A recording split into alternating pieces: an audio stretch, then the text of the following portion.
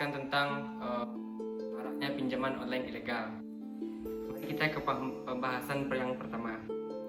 Apa saja faktor-faktor yang mempengaruhi seseorang untuk terlibat dalam pinjaman online ilegal? Yang pertama, bisa membayar utang lain. Ini terjadi sekitar 1433 perbincangan oleh masyarakat. Dan yang lainnya, latar belakang ekonomi menengah ke bawah, terjadi 542 perbincangan. Yang ketiga, dana cair lebih cepat, terjadi 499 perbincangan.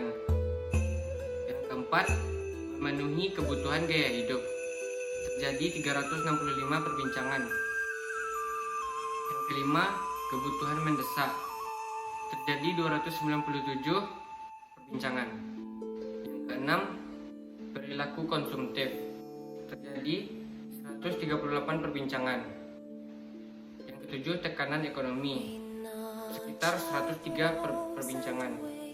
Yang kedelapan, membeli gadget baru, 52 perbincangan. Yang kesembilan, membayar biaya sekolah, 46 perbincangan.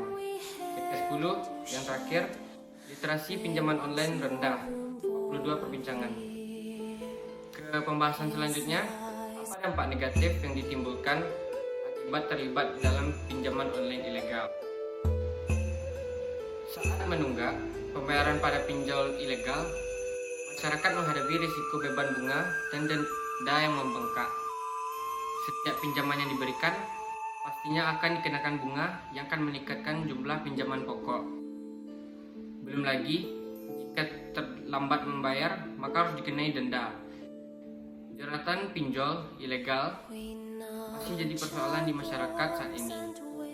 Satgas Waspada Investasi atau SWI baru saja menghentikan 9 entitas yang melakukan penawaran investasi tanpa izin.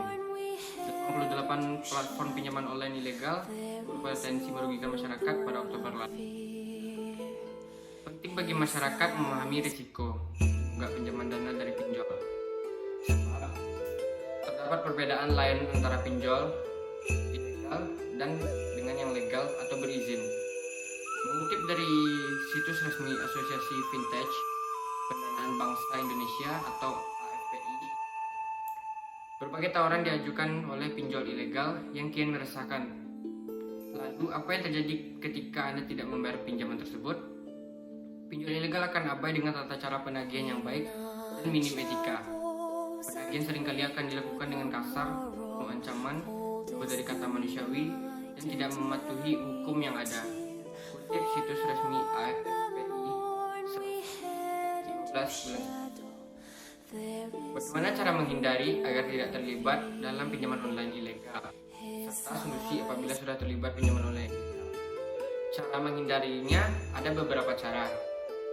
Pertama, cek di website resmi OJK. Yang kedua, lihat transparansi bunga. Yang ketiga, jangan tergiur ajakan-ajakan yang memaksa. Yang keempat, pastikan rekam jejak digitalnya. Yang kelima, cek aplikasi atau situsnya. Yang keenam, gunakan identitas digital. Adapun solusi apabila sudah terlibat pinjaman online, yaitu segera buat laporan kepada SWI melalui waspadainvestasi@ojk.go.id agar laporan segera diteruskan kepada Kementerian Komunikasi dan Informatika atau Kominfo, sehingga pinjol ilegal yang bersangkutan diblokir.